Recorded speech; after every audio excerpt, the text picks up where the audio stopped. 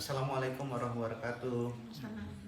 Sahabat YouTube ya, saat ini kita ada di sebuah tempat belajar namanya TKB, singkatan daripada tempat kegiatan belajar. TKB itu merupakan seperti sekolah formal tetapi untuk anak-anak yang putus sekolah. Pelajarannya hanya ketika hari Sabtu dan Ahad. Nah, kita akan wawancara ya teman-teman yang ada di sini, adik-adik yang ada di sini ya. Kenapa mereka memilih sekolah TKB? Kenapa tidak memilih sekolah formal yang setiap hari masuk? Ya walaupun TKB juga sekolah formal dan ijazahnya itu juga resmi ya. Mereka juga ujian tapi ujiannya ikut sekolah induk. Nanti ada guru setiap Sabtu Ahad, itu pun ditentukan dari sekolah induk. Baik ya. Nah, Assalamualaikum warahmatullahi wabarakatuh. Waalaikumsalam. Alhamdulillah, senyumnya dong. Nah, yang lebar gitu. Nah, semangat ya. Alhamdulillah. Ini ada 6 orang ya. Namanya siapa, Dek? Adil Zaman Hasan. Panggilannya? Adil. Akil. Ini panggilannya siapa? Ali. Andi. Andi? Hasan ya. Arifin. Arifin. Iya, ini Zamroni. Jamroni. Ini Robi. Robi dari daerah mana nih? Dari Malang aja atau dari luar Malang? Dari mana luar Malangnya? Ini Sidoarjo. Oh, Sidoarjo. Ada yang lebih jauh lagi? Dari mana? Jambi. Oh, Jambi, oh, luar biasa, dari Jambi ya, dari Sumatera, luar biasa, alhamdulillah itu ya. Oke, saya mau bertanya ini, kenapa sih kok nggak pilih sekolah formal yang setiap hari masuk, ya, tapi memilih untuk kegiatan belajar ini milih TKB, ya, di tempat kegiatan belajar yang merupakan sekolah terbuka ya. Oke, mungkin ada yang bisa mau jawab? Siapa? Enggak, siapa? Arifin aja, coba silakan yang dari jauh nih ya, dari Jambi bela-belain. Oke, gimana? Kenapa pilih TKB? Supaya bisa menghafal Al-Quran. Supaya bisa Menghafal Al-Quran. menghafal Al-Quran. Di samping itu bisa kita memberi ijazah untuk nanti kita mau daftar kuliah atau apa itu. Oh begitu. Ya. Apa kalau sekolah formal yang setiap hari, ini kan juga formal ya. Sekolah formal yang setiap hari itu tidak bisa belajar hafid Quran juga. Di pondok susah. Oh di pondok susah. Soalnya Al-Quran itu harus fokus. Gitu ya. Tidak lagi yang lain seperti IPA atau kitab-kitab lain. Kalau Al-Quran itu fokus ya satu. Gitu ya. Mungkin ada lagi yang punya alasan lain, alasan yang berbeda. Siapa? Kamu kan punya alasan berbeda. menambah Atau menambahkan? Punya alasan apa? Coba. biar nggak jauh-jauh dari pondok gitu Pak. Biar nggak jauh-jauh dari pondok ya, jadi itu. tetap menghafal Quran. Oh gitu ya. Ya, kalau yang lain dari Sidoarjo? Alasannya soalnya biar fokus, soalnya saya pernah ngalami kalau sekolah itu memang agak susah menghafal. Oh Jadi begitu. biar lebih fokus langsung Jadi fokus ya, gitu ya. Oke. Semua aja Pak alasannya Apa alasannya? sama Pak, Ya, mungkin tambahan kita sepemikiran Pak. pemikiran. Karena memang di pondok itu ditekankan Al-Qur'annya Iya. dan juga kalau sekolah dari pagi sampai hitungan sampai sore.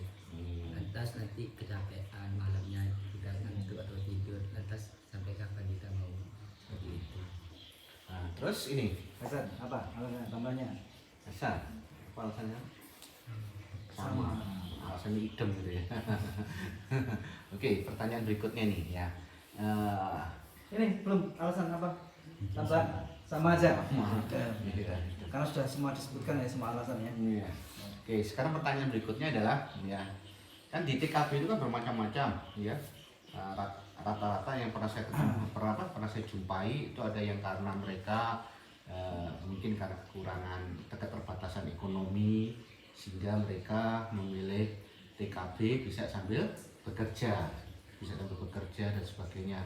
Ada yang juga karena apa? Mungkin karena keterbatasan ekonomi juga mereka ingin meringankan beban orang tua sehingga mereka bisa membantu di sawah dan sebagainya. Nah, kalau kalian kan berbeda ini ya, tapi memilih mondok dan tahfiz Quran ya. Harapannya apa? Kalau seandainya setiap belajarnya kan setiap Sabtu Ahad ya, harapannya apa kira-kira? Apakah pelajaran setiap Sabtu Ahad itu kira-kira berguna atau tidak ya? Pendidikan formal ya, selain pendidikan tahfiz Qurannya tadi ya, kira-kira apa bergunanya? Maaf sebelumnya Mbak. Kalau yang Sabtu Ahad kan pendidikan umum ya, Milih jurusan apa kalian kebanyakan? Dan IPS. IPS ya. Sosial ya, jurusan sosial. Ya kira-kira apa kenapa? kami, kalau kami dan saya pribadi Pak, Hmm. memilih jalur yang berbeda, maksudnya memilih Al-Quran ini karena melihat dari sabda Rasulullah yang khairukum man ta'allama al-Qur'ana wa 'allamahu, yang berbunyi, yang artinya sebaik-baiknya kalian adalah yang belajar Quran dan mengamalkannya. Jadi memilih tak fokus tahfiz tapi tetap dapat kesempatan belajar umumnya ya. Ya, ada lagi mungkin yang lain? Sama. Jangan hitam, coba dijawab dong. Gitu aja coba. Apa kamu? Nah, Sama ya. sama. Oke. Oke, sekarang pertanyaan terakhir. Setelah nanti lulus ya, lulus TKB ini kepingin lanjut kemana? Ya, apalagi kalau udah insya Allah kalau udah hafiz Quran kan biasanya dapat kemudahan ya untuk masuk perguruan tinggi manapun ya, atau mungkin pengen yang lebih jauh lagi atau pengen lanjut kemana, coba ceritakan satu persatu. Kalau kamu ingin kemana selanjutnya ini? Insya Allah ke universitasnya Habib Ali Jufri, Dubai. Dubai Wak. Amin. Ya. Amin. Nah, kamu kemana? Kalau cita-cita dan target Pak, maunya ke Yaman. Oh iya, man, alhamdulillah, amin. Jadi Ustaz nih ya, nih. Mau udah Al-Quran mau lanjutin kitab. Mau lanjut kitab, gimana kira-kira? Lanjutnya kemana? Insya Allah Aceh. Aceh. Oh, ada pondok di Aceh yang udah jadi target ya? Ada ya, wah, banyak pondok di sana. Alhamdulillah. Pondok apa yang di bayangannya? Ada pondok namanya nggak tahu tapi ada saudara. Oh, saudara di sana ya, belajar kitab di sana ya. Iya. Hasan? Mau ke timur, mau ke Hadramaut. Hadramaut. Oh, amin. Remote tahu. Tahu. Ya, mana? Ya. Kamu mana? Mau ke Rusyaifah Mekah. Oh, Rusyaifah Mekah. Iya. Ya, Abuya. Itu guru ya. Itu Abu ya. Maliki. Itu Saya Muhammad mana? Maliki. Ya. Cita-cita Insya Allah Yaman. Yaman ya juga ya. Al-Haqqaf. Al-Haqqaf ya, Yaman ya. Tempat-tempat para ustaz-ustaz Baik. Indonesia. Baik ya, alhamdulillah, semoga apa yang menjadi cita-cita kalian terkabul ya, dan semoga mendapat berkah. Nah ini kebetulan di sebelah saya ini ada yang luar biasa ini, ada master ini, master TKB, yang pemrakarsa TKB kebanyakan. Kita tanya kepada beliau adalah Ustadz Agus Lili Prasetyo ya. Kita tanya apa sih, kenapa sih harus dibentuk TKB ini? Apa tidak cukup sekolah formal itu menjadi media untuk belajar anak-anak? Ya, silakan Ustaz. Baik, assalamualaikum warahmatullahi wabarakatuh. Jadi Agak bagus. kita tahu selama ini kita masyarakat proses pendidikannya ditangani oleh dua departemen, pendidikan agama maupun departemen pendidikan dan kebudayaan. Namun demikian di dua departemen ini terasa masih belum bisa mengakomodir peserta didik dengan passion, dengan penekanan bahwa dia pengen memperdalam Al-Quran. Seolah-olah kalau dia harus melakukan keinginannya itu untuk masuk ke pondok pesantren yang khusus tahfiz, itu dia terhalang dengan waktu belajar. Nah, akhirnya kita bersama-sama dengan stakeholder yang lain, hearing dengan DPR, terus kemudian juga dengan Departemen Pendidikan tentunya, dengan Departemen Agama, kita memberikan masukan yang akhirnya ada kajian akademis, terus kemudian ada diskusi-diskusi panjang yang melibatkan ahli. Akhirnya terumuskanlah dari amanat Undang-Undang Sisdiknas, yaitu Permendikbud 72 tahun 2013 tentang pendidikan layanan khusus. Apa itu pendidikan layanan khusus? Pendidikan layanan khusus adalah pendidikan yang dirancang untuk melayani peserta didik dengan kriteria khusus. Nah, kriteria khusus itu ada terbagi berbagai macam. Salah satunya memang karena Indonesia ini termasuk negara yang sedang berkembang. Karena apalagi teriring dengan resesi ekonomi itu adalah kesulitan ekonomi, banyak yang di garis kemiskinan. Itu karena karena alasan sisi ekonomi dia harus bekerja membantu orang tua sehingga dia tidak punya waktu sekolah seperti biasanya, kita layani dengan program sekolah terbuka ini. Nah, dengan sekolah terbuka ini sekolah formal tetapi dia menginduk pada sekolah reguler, sekolah induk itu negeri dan yang terbaik.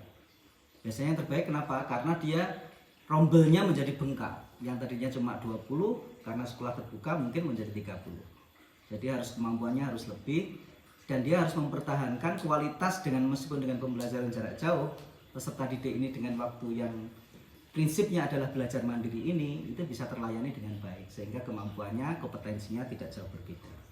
Waktu belajarnya sangat luas sehingga bisa kapan saja sambil bekerja sambil dan seterusnya. Nah, terus kemudian sisi yang lain, kriteria yang kedua adalah anak-anak dengan fashion khusus. Fashion khusus itu dia mungkin di kelas olahraga, atlet dan seterusnya. Nah, khusus dari kita, kami itu dari pesantren, kami mendorong supaya juga dihormati peserta didik yang dengan kategori adalah sangat, kalau buat saya adalah khusus. Jadi sangat khusus karena apa? Pengen melayani Allah Azza wa Jalla dengan ibadah sekuat tenaga, dengan memperdalam Al-Quran. Itu kan mulia sekali karena negara ini membutuhkan calon pemimpin yang berkarakter. Jadi pemimpin itu ilmu-ilmu dunia, ilmu-ilmu kedokteran, apapun juga sebetulnya nanti kalau diperdalam di kitab itu juga ada sebetulnya. Cuman ini perlu penekanan dan perlu kekhususan karena seperti tadi alasan dari beliau-beliau ini yang sudah menghafal Quran rata-rata ini sudah memasuki semester kedua. Akhir semester 2 mau masuk ke semester 3, masuk kelas 2, kita alhamdulillah rata-rata sudah capaiannya adalah 14 juz. Jadi hampir separuh Al-Qur'an. Nah, kenapa kita tidak terlalu cepat, terlalu ini kan? Karena memang kita pengen anak-anak ini menghafalnya benar-benar dengan baik. Jadi tidak perlu cepat-cepat tapi juga dengan target dan tentunya dipengaruhi juga dengan kemampuan.